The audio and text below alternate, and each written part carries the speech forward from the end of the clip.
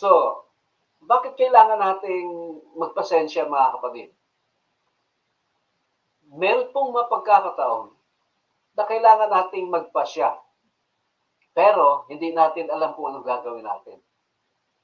So kung bibigyan tayo ng Panginoon, i-check niya yung ating espiritu, yung ating pong buhay, ang ating mga karakter, mga kapatid, kailangan nating maghantay. Pero marami po sa atin ay very reluctant to delay the decision.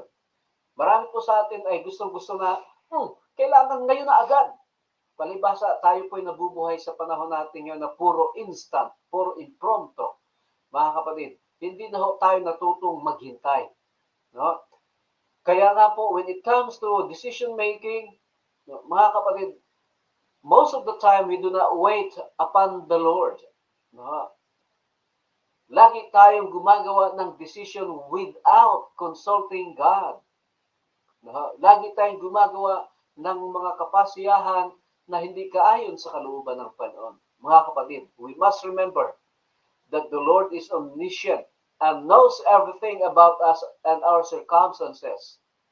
If He wants us to wait, kung gusto ng Panginoon na mag-antay ka, mga kapatid, sapagkat ibig sabihin yan, He knows what's best for you. See?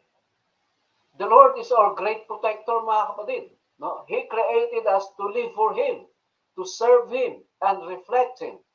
Therefore, kung gusto ng Panginoon na magiging fit tayo para sa kanyang purpose at sa kanyang timing, mga kapatid, kailangan po nating maghintay.